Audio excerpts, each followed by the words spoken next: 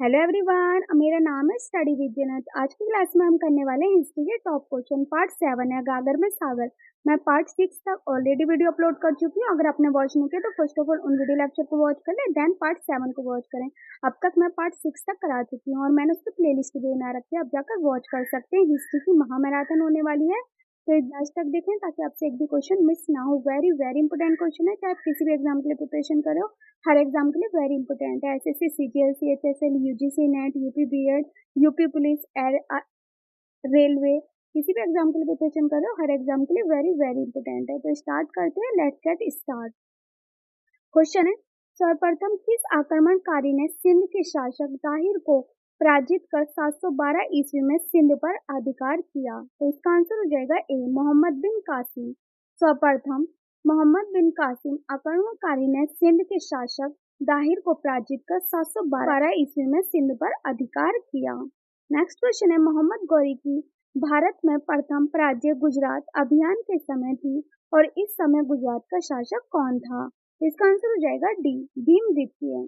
मोहम्मद गौरी की प्रथम पराजय गुजरात अभियान के समय थी और इस समय गुजरात का शासक था भीमद्वितीय। Answer D.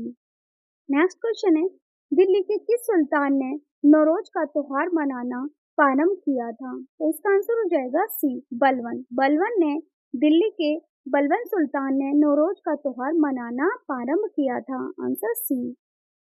नेक्स्ट क्वेश्चन है, फ्रेंड्स इस तरीके के क्वेश्चन यूजीसी नेट में पूछे जाते हैं, तो वेरी वेरी इंपॉर्टेंट क्वेश्चन है। इन क्वेश्चनों को भी कर लेना, मिलान जरूर आते हैं। पेपर 2 के लिए वेरी वेरी इंपॉर्टेंट है अगर यूजीसी नेट की तैयारी कर रहे हैं। तो क्वेश्चन है, निम्नलिखित को सम्मिलित कीजिए। ये इनसे मिलान करना है 1 2 3 से। तो आप देख सकते हैं इनके ऑप्शन ये है, आप मिलान कर सकते हैं। इल्तुतमिश ने क्या है, टका एवं जीतन नामक मुद्रा का प्रचलन किया है।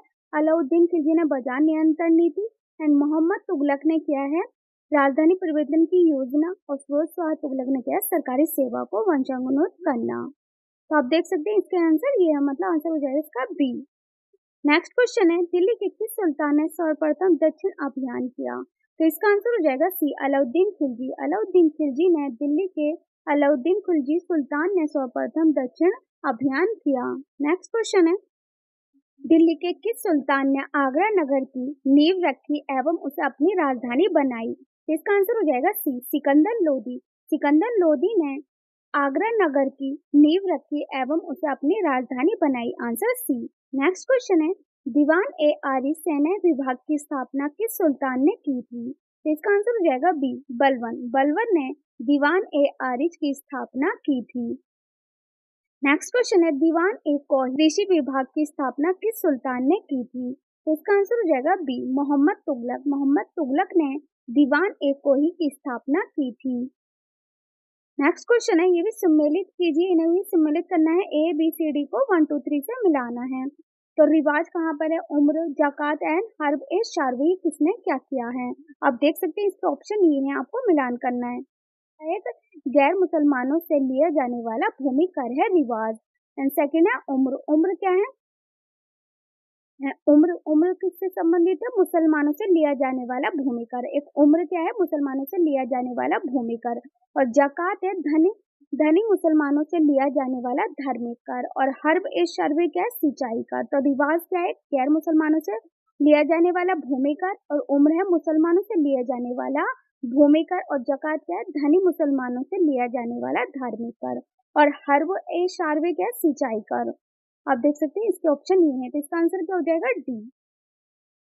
नेक्स्ट क्वेश्चन है, मध्य काल में प्रचलित न्याय की गुहार करने हेतु किस रंग के वस्त्र धारण करने होते थे? तो इसका आंसर हो जाएगा डी, लाल। मध्य काल में प्रचलित न्याय की गुहार करने हेतु लाल रंग के वस्त्र धारण करने होते थे। Answer D. नेक्स्ट क्वेश्चन है, ज्ञान का वे क्षेत्र जिसमें मुस्लिम विद्वानों ने हिंदुओं की अपेक्षा अधिक रुचि व निपुणता दिखाई थी? तो इसका आंसर हो जाएगा ए, इतिहास। इतिहास में मुस्लिम विद्वानों ने हिंदुओं की अपेक्षा अधिक रुचि व निपुणता दिखाई थी।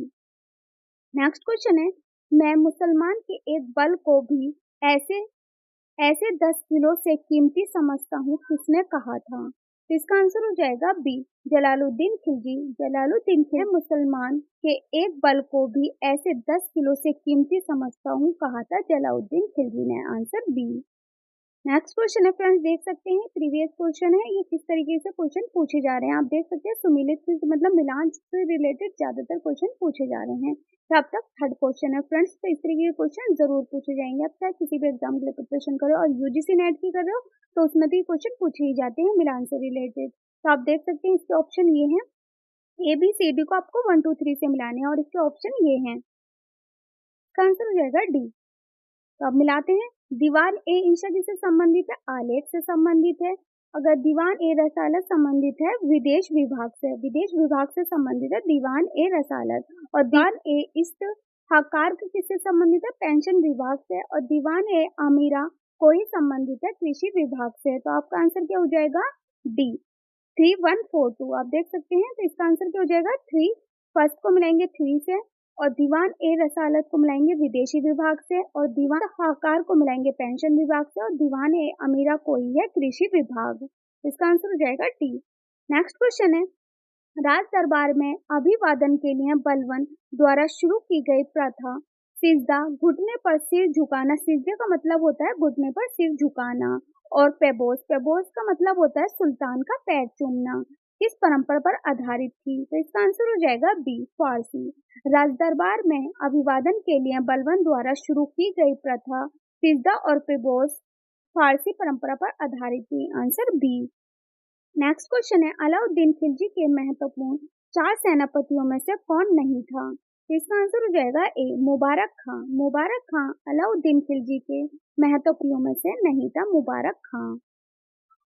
नेक्स्ट क्वेश्चन है फ्रेंड्स, आप देख सकते हैं इस तरीके के क्वेश्चन पूछे जा सकते हैं यूजीसी नेट में और इस तरीके के क्वेश्चन आते हैं यूजीसी नेट में। तो क्वेश्चन क्या है, मुग तुगलक की योजनाएं अपने विशिष्ट गुणों को रखते हुए भी अतः असफलताओं को ही प्राप्त हुई।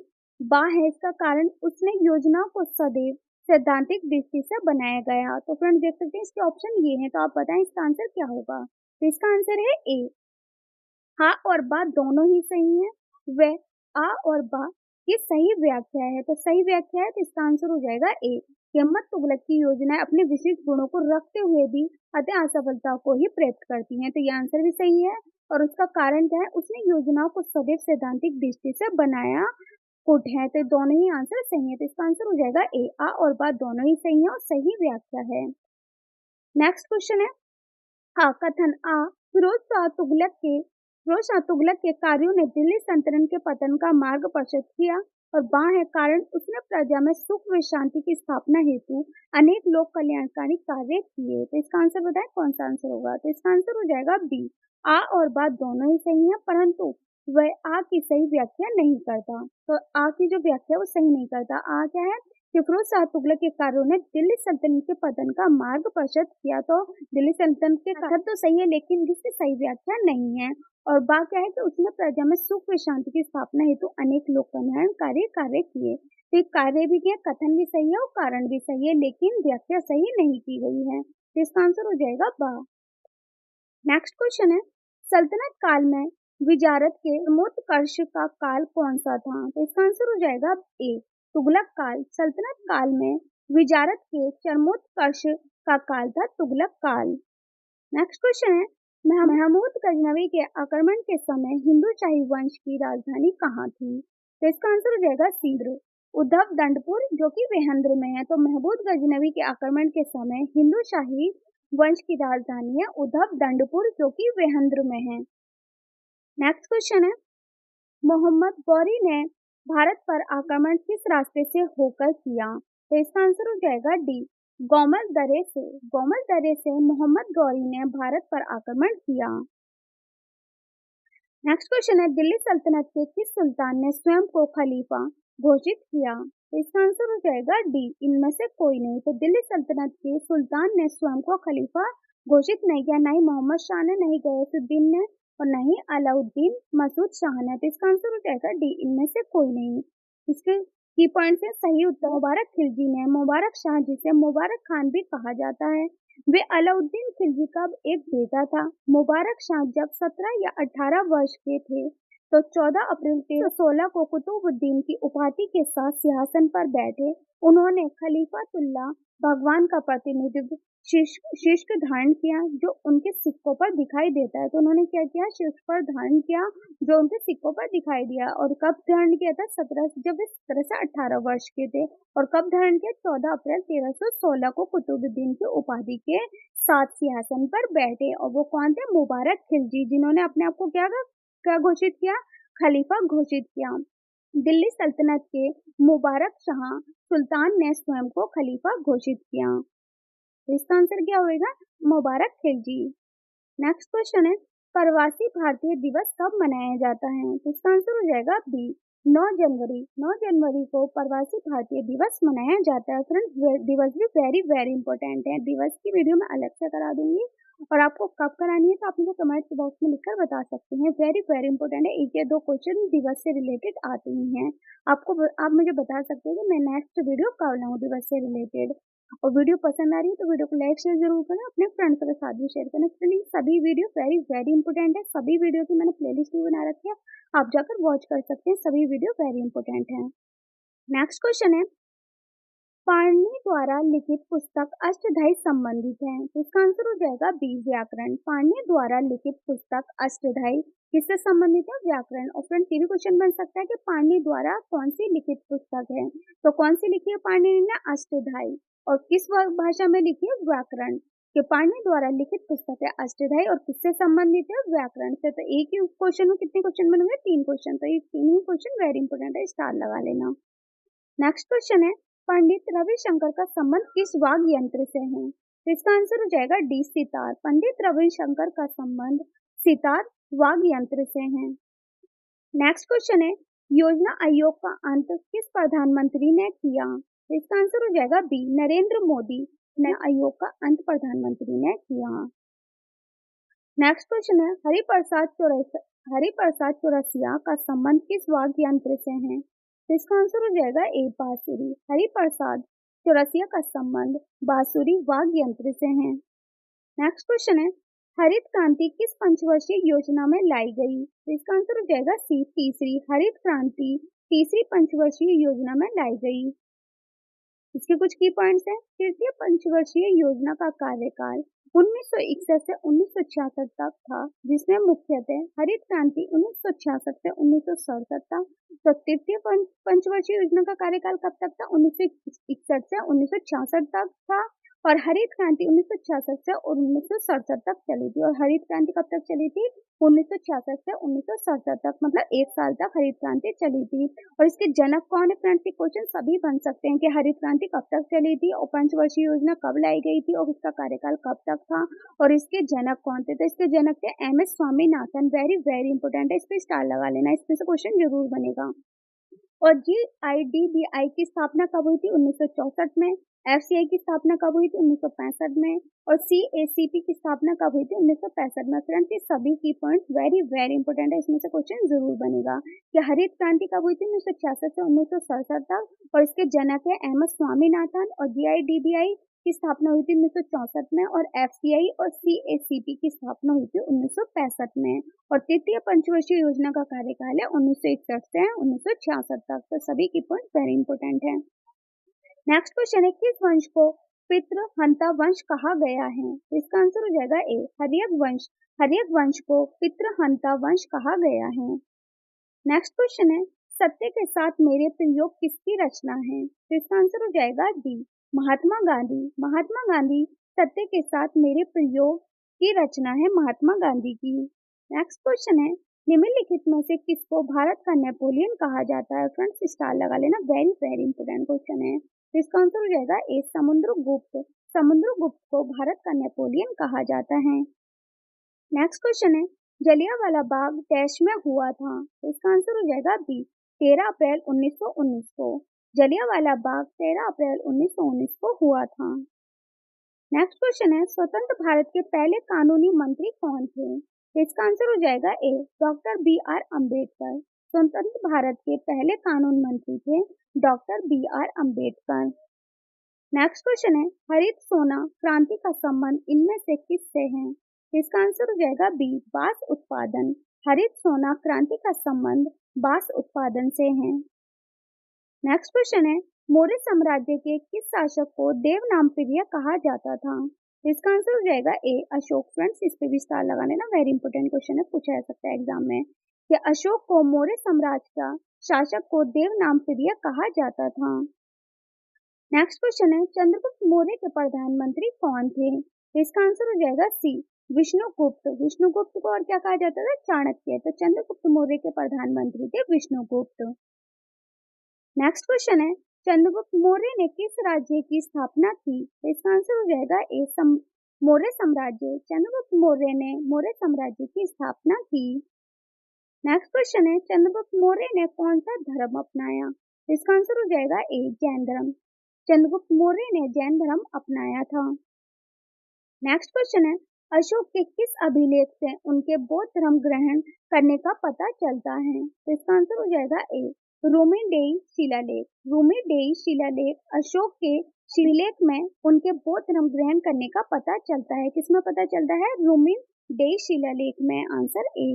नेक्स्ट क्वेश्चन है, मौर्य साम्राज्य की राजधानी कहाँ थी? तो इसका आंसर हो जाएगा ए पाटलिपुत्र। मौर्य साम्राज्य की राजधानी थी पाटलिपुत्र। नेक्स्ट क्वेश्चन है, किस मौर्य सम्राट ने कलिंग युद्ध लड़ा था? तो इसका आंसर हो जाएगा बी अशोक। अशोक ने मौर्य सम्राट ने कलिंग युद्ध लड़ा था। नेक्स्ट क्वेश्चन है, अशोक ने किस भाषा में अपने शिलालेख लिखवाए? तो इसका आंसर हो जाएगा बी प्राकृत भाषा में। अशोक ने अपने शिलालेख लिखवाए प्राकृत भाषा में। Answer B. नेक्स्ट क्वेश्चन है, अशोक का कौन सा शिलालेख धर्म का प्रचार करता है? इसका आंसर हो जाएगा सी शाहाबा जगड़ी शिलालेख। शाहाबा जगड़ी शिलालेख धर्म का प्रचार करता है। नेक्स्ट क्वेश्चन है, कौन सा मौर्य सम्राट अशोक के पश्चात गद्दी पर बैठा? इसका आंसर हो जाएगा बी दशरथ। दशरथ मौर्य सम्राट अशोक के पश्चात गद्दी पर बैठा। Answer B. नेक्स्ट क्वेश्चन है, मौर्य साम्राज्य का पतन किसके द्वारा हुआ था? तो इसका आंसर हो जाएगा पुष्यमित्र सुंग के द्वारा मौर्य साम्राज्य का पतन हुआ था। नेक्स्ट क्वेश्चन है, किस अभिलेख से अशोक का देवनामप्रिय प्रियदर्शी उपनाम ज्ञात होता है? तो इसका आंसर हो जाएगा सी शाहाबा जगड़ी शिलालेख। शाहाबा जगड़ी शिलालेख अशोक का देवनामप्रिय प्रियदर्शी उपनाम ज्ञात होता है।